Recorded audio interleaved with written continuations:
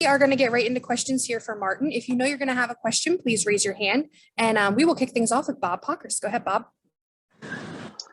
Yeah, Martin, I'm curious, after testing the next gen car over the weekend or the last couple of days, are you looking forward to this challenge of trying to figure it out or dreading it?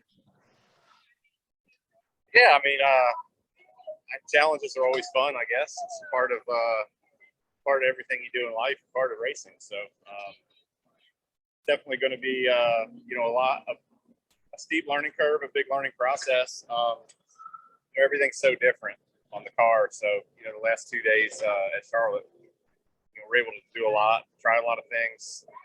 A lot of stuff NASCAR wanted, obviously, for us to try, but also throwing a lot of big setup stuff at it, just trying to figure it out. So I feel like we definitely learned a lot, and there's going to be a lot more to learn, so it should be fun. And we heard a lot, obviously, people working on the heat or working on steering rack stuff. Do you feel like everything that there were issues can be corrected by February? I really don't know, honestly, Bob, to answer the question. I hope so. But I tested this car back at the beginning of the year, February or January, something like that, at Charlotte, and we did the Roval and we did the Oval test. I think the Oval is going to be the big challenge. The Roval, the steering issues were very minimal.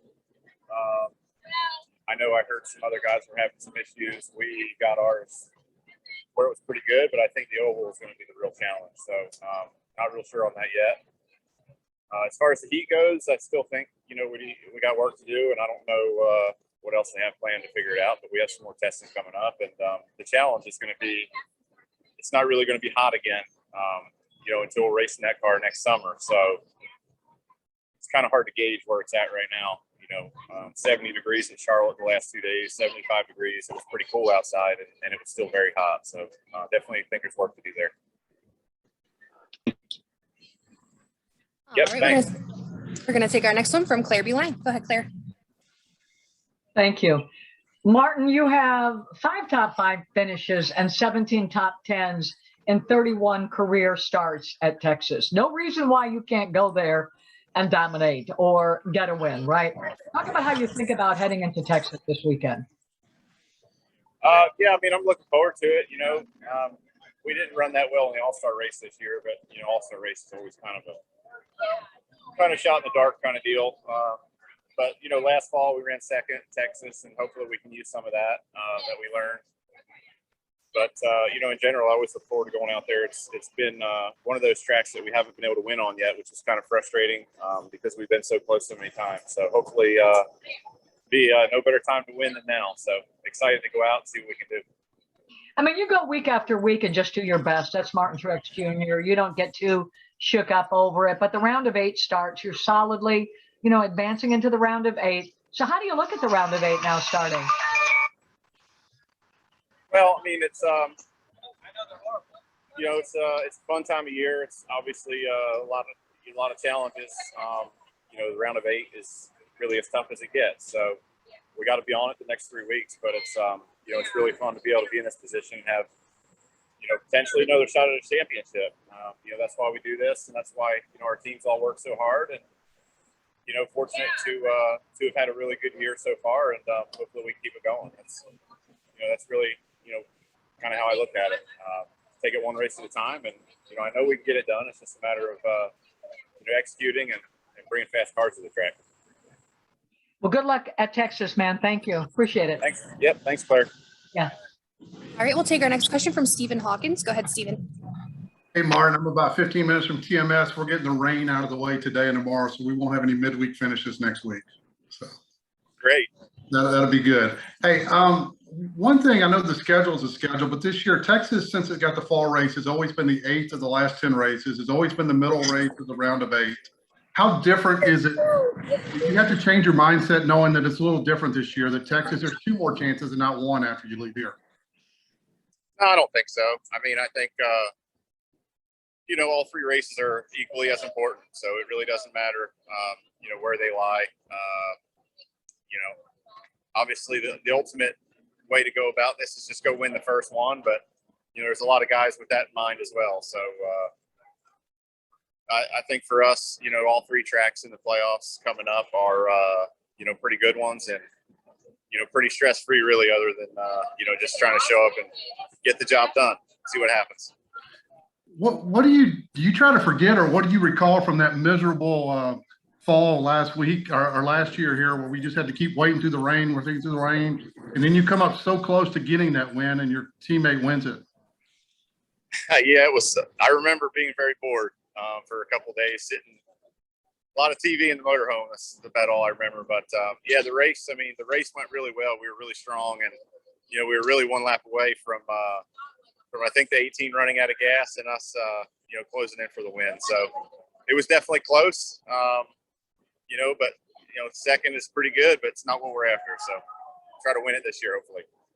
Well, the weather will be better, so hopefully the result will be as well for you. Thanks. Yeah, thank you. All right, we're going to take our next question from Chris Osborne. Go ahead, Chris. Hey, Martin, Chris Osborne, Sports Culture Media. I have a couple questions real quick. Has there been any talk about NASCAR using different style tires in the next few tests, or has it always been one tire type for all the tests? So it's track specific. So depending on what track we're at, they'll try to pick the proper tire for there. So for instance, when we go to, let's say, Phoenix after the season and test the next gen car, it'll be different tires than we raced yesterday. So every track has, not every track, but there's specific tires, and they have, a handful of different options, I'm sure, ready right now to test. And usually when we go do a tire test, they'll have 5, 6, 7 different options to try to pick the right one for that racetrack. Gotcha. Appreciate it. Then my next question, that track we see behind you, do you ever let anyone beat you on that track? Currently, I'm not the fastest guy here, but I've only ran a few laps, and there's a lot of 140-pound kids out here that race here once a week, so they got a big advantage on me. I need the heavyweight class. Thanks, Martin. Yeah. All right, we're going to take our next question. Dalton, go ahead, Kyle. Hey, Martin. So last race, you had the incident with Joey Hand, and I heard an interesting suggestion on the Door Pumper Clear podcast about, NASCAR limiting first-time drivers in the playoffs to prevent from happening what happened with you. I'm just curious your thoughts on that, because, a driver that's not experienced in NASCAR almost cost you from advancing in the playoffs.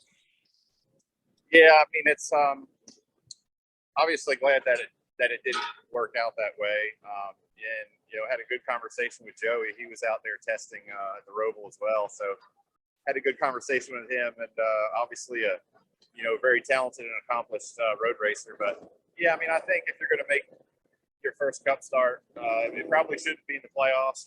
I would somewhat agree with that, but at the same time, it's it's really hard to make up rules like that. So I don't know. I mean, I think if somebody's qualified, then they should probably be able to race anytime they want. But yeah, I mean, there's definitely a lot on the line in the playoffs. So I mean, I think it'd probably be best to no new guys in the playoffs, but I don't see that happening. Very good. Thanks, Martin. Yep, no problem. All right, we're going to take our next Lee Spencer. Go ahead, Lee. Thank you. Thanks for joining us. It looks like you have something fun going on in the background. Can you tell us what you're up to? Yeah, we're having the Karting Against Cancer event tonight at GoPro Motorplex. I think it's about the 5th or so year we've done this. It's to benefit the Martin Truex Jr. Foundation. So getting in some practice right now. I think practice goes till about 5:30, and then we'll line them up. And I think we have 21 teams this year. So excited to have a fun night and raise some money for the foundation. What specifically, you donate money and your philanthropic activities have been well documented. We talked a little bit about the opening of the, children's center the pediatric center you just opened in Huntersville, but how specific can you get as far as what the money you raise goes to? It's really hard to get specific because, we have a lot of things that we're committed to funding, and so most of these events that we have, we're not sure exactly where it's going to go to, or we can't say. It could go to, you know, a few different things. So really hard to kind of just, you know, say that X is going here and this is going there, because we have so many commitments that we're signed up for that we need to raise money for. Well, let me maybe rephrase, or let me go at it from a different direction. Just can you talk about the satisfaction you get for seeing these activities and seeing the foundation, you know, satisfaction that you get for helping. Lost you. I say, can you talk about the satisfaction you gain for, you know, holding these events and you know, having the philanthropic arm of the charity go to so many different directions? Yeah, I mean, it's, you know, it's really pretty, you know, it's just incredible to be able to do what we've been able to do, and obviously Sherry and Jill and Lisa, and, you know, all of our board members of the foundation, everybody's been, you know, we've all been kind of humble and really lucky to get to do this and have the support we've had. So, I mean, I don't even know how to explain what it means to be able to open, you know, these departments at hospitals, and to see Sherry's integrative clinic in Charlotte, you know, the amount of good that that's doing for people. And, yeah, really, I mean, it's something that we really never dreamed to be able to do. So, very lucky to get to do it. And, you know, definitely something we're going to do for a long time. Appreciate your time and your effort, Martin. Absolutely. Thank you, Lee. All right, we're going to take two more questions here for Martin. The next one will come from Rob Youngstown. Go ahead, Rob. Hey there, Martin. Good to see you here. Got a couple of questions. My first question for you would be, when I was going to the racetrack on Sunday, I noticed there are a lot of new fans rooting you on, a lot of families too. So what is your thoughts on youth race fans cheering your efforts in NASCAR? Oh, it's awesome. I mean, love seeing 19 here at the racetrack and meeting new fans. And, you know, obviously, you know, after last year and not having people around, it's kind of, you know, renewed the appreciation, so to speak, for having those guys around, and to feel their energy and, you know, see their excitement for what we do. So it definitely fuels us, you know, to be better and to, you know, hopefully win races for our fans. We know that's what they want. That's what they love to see. So just excited to, you know, have everybody back at the racetrack here the last, you know, few months or whatever, most of the season. But definitely love seeing the 19 support at the racetrack and everywhere we go. For sure. My last question for you would be, you know, you've been very successful as a NASCAR driver, but how do you deal with your struggles and sometimes the failures you have in your career? So can you repeat the second part of that? I couldn't quite understand it. Oh, no worries. I was saying, how do you handle the stresses and the struggles you may have in your career?